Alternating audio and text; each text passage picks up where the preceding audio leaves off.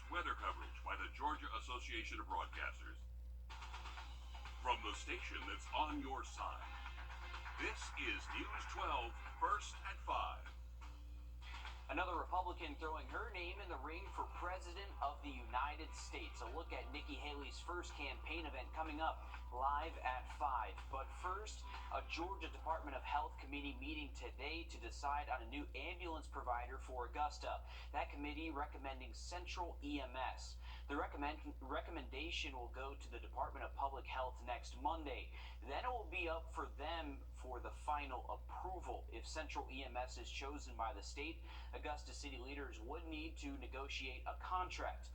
Our Nick Veland will join us live at 5 in the next half hour to explain today's recommendation.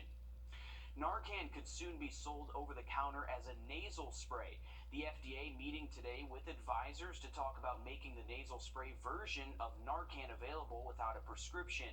Research shows a wider availability of Narcan could save lives as opioid overdose deaths locally and across the nation continue to rise. The drug company seeking the FDA's approval says its over-the-counter nasal spray version of Narcan is designed to be used by people without any medical training. It also says the spray is easier to administer than injections. We could see that approved as early as this year. Recently, DHEC released new data of overdoses in South Carolina between 2020 and 2021. And in 2021, there was a 25% increase in overdose-related deaths. News 12's Hallie Turner sat down with the Aiken Center, a rehab facility, on what they're seeing day to day. Recent statistics from DHEC in South Carolina show that drug overdose deaths have increased by 25%. While opioids continue to be the primary cause of those deaths, overdose deaths from fentanyl have increased by 35%, and rehab centers like the Aiken Center are feeling the effects. This year alone, the Aiken County Sheriff's Office has already responded to 69 overdose calls. In return, the spike in overdoses has hit the Aiken Center for Substance Use. It's one of the few places where someone can get help in Aiken County. Their goal is to not turn anyone away. Jordan started using drugs and alcohol when he was 17. As a peer support specialist, he understands the urgency of a cry for help. Because when you're ready to get help, you need that help immediately. You can't have a wait time. You can't say, oh, I want to go to an inpatient, and they're like, all right, we'll call back in a month. We might have a bed available. With the drugs right now and the fentanyl, like, you might be dead in a month. Fortunately, the Aiken Center, we have a great system. We do walk-in assessments. You don't need an appointment time. If you come around 8 o'clock in the morning or 1 o'clock in the afternoon, Monday through Thursday, we can't guarantee you'll get an assessment that day, based busy we are, but we'll hook you up with a peer support specialist who can talk to you, kind of assess your needs. Coming up all new tonight on News 12 at 6 o'clock, we'll show you just how the Aiken Center is helping patients overcome their addiction through peer support group programs and drug deactivation pouches. All right, thanks for that, Hallie. Switching gears to weather now, we're going to check in with First Alert Chief Meteorologist Riley Hale. It's so nice outside, he decided to take his office outside, Riley. Hey, you can't beat it out here today, Will.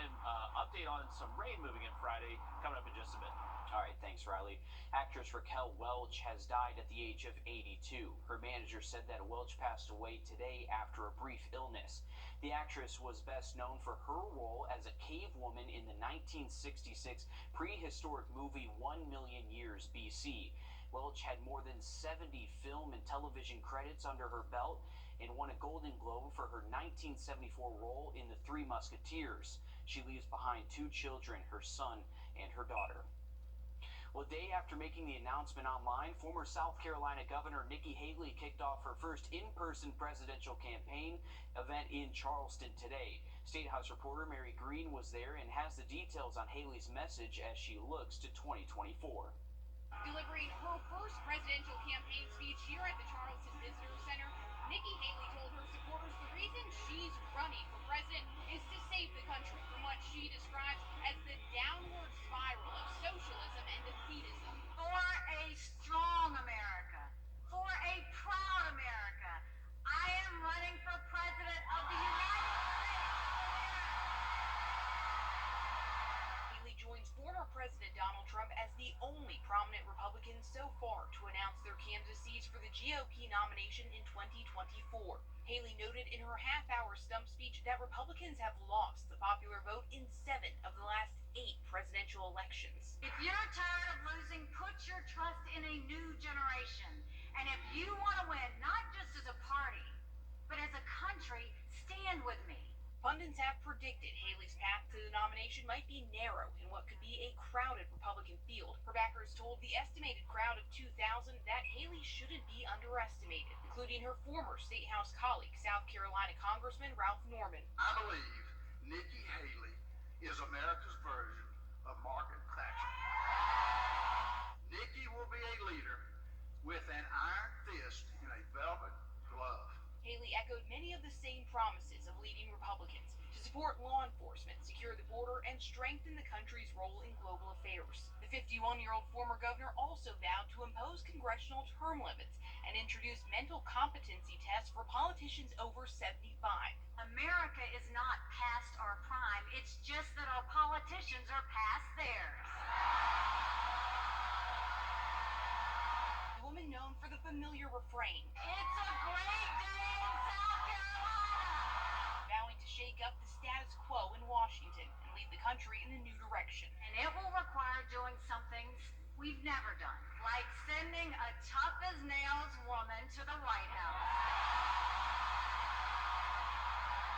Speaking to reporters yesterday ahead of Haley's announcement, DNC Chair Jamie Harrison called Haley part of an extreme MAGA crowd and says he has questions about what she stands for.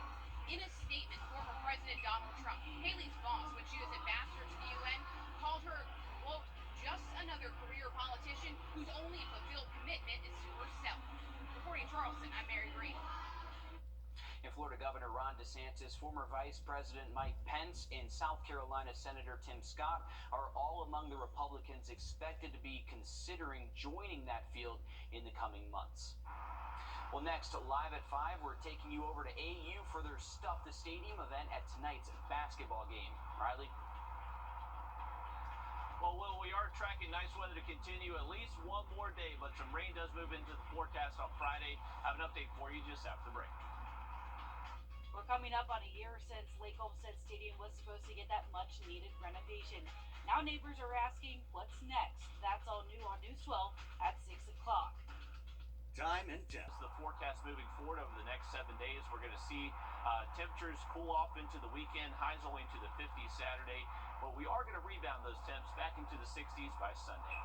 All right, thanks, Riley. Well, tonight is the second annual Stuff the Stadium event over at Augusta University. This new tradition is quickly becoming a fan favorite. Sports director Dan Booth joins us live from Christenberry Fieldhouse to tell us all about the teddy bear toss. Will, directly following the Jaguars, the men's basketball team's first points of the game, an entire army of stuffed animals of all kinds are going to be launched from the stands all the way onto the court behind me, and it's going to be for a really good cause. Now let's take a look at last year's teddy bear toss, which was a lot of fun for everybody involved, especially when the stadium erupted right there. And after all those stuffed animals are eventually picked up off the court, they're donated to multiple local organizations, including Safe Homes, Ronald McDonald House, Boys and Girls Club, Garden City Rescue Mission, as well as Copeland and McBean Elementary Schools.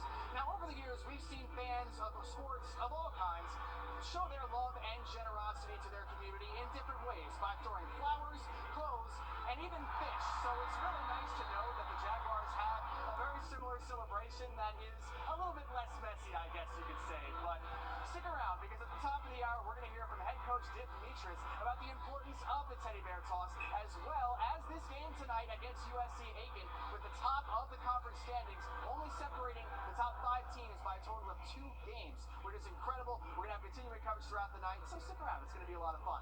But for now, reporting from Christenberry Fieldhouse, Dan Booth on your side. All right, thanks for that, Dan. Well, coming up, despite changes, college students continue to die in hazing incidents. Our national investigative team looks at recent reports across the country. You're watching News 12 on your side. We know. You've been hurt. Get 9 on the line. Call all 9s. Hazing may seem like an old-time tradition with wooden paddles and initiation stunts, but as college students head back to class for the spring semester, our national investigative team discovered the risks of what some consider bonding rituals are still very real. Our national investigative reporter dug into records for some of the country's biggest universities, discovering dangerous hazing that is still happening right now across the country.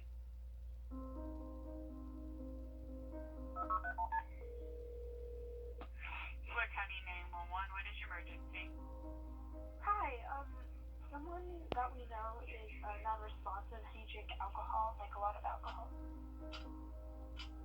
It's just before midnight, March 4th, 2021, at Bowling Green State University in Ohio. Do you see his chest rising up and down? No, not right now. Okay, he's blue? Yeah. Okay, then there's a good chance he's not breathing. The once vibrant sophomore, Stone Foltz, is on the floor of his apartment, purple and unresponsive. Just an hour before, he'd been at Pi Kappa Alpha, attending an initiation event, where police say he downed an entire bottle of bourbon in 23 minutes. You do see it going up and down? Please. Do you see his chest? Oh my god! Oh my god! Is it rising or not? God! No! No! Put someone else on the phone. Put someone else on the phone right now that will help him. But help for the 20-year-old business student, athlete, and big brother is too late.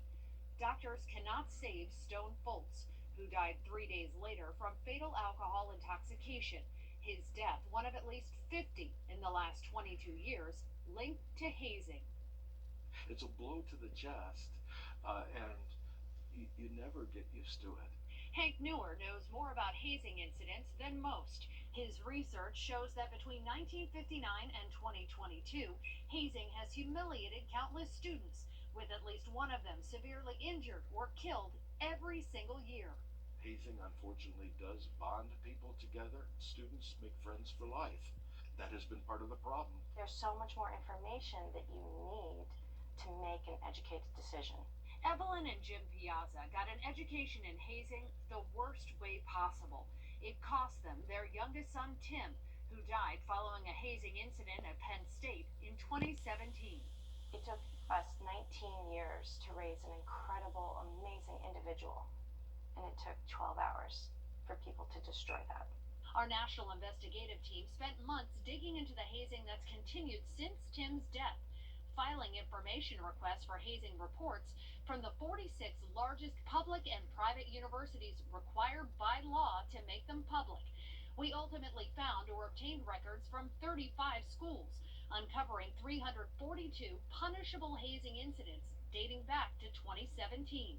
We also discovered only about a third of the organizations involved in incidents we examined were suspended by their universities. Just 11 groups were banned from campus. The decisions permanently breaking those ties that supposedly bind during hazing and leave heartbreak in its wake.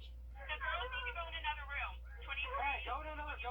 25. With friends and family on the other end of the phone line as their loved ones become statistics and headline stories because of hazing. Do you have anything back? Well, it's been a little more than a week since a powerful 7.8 magnitude earthquake struck Turkey. We'll save you time and money here at Waynesboro Chrysler Dodge Jeep Ram. Dodge Challenger SXTs just $29.7 during the President's Day sales event. Best selection, lowest prices, and friendly service. It's all at goodtogowaynesboro.com.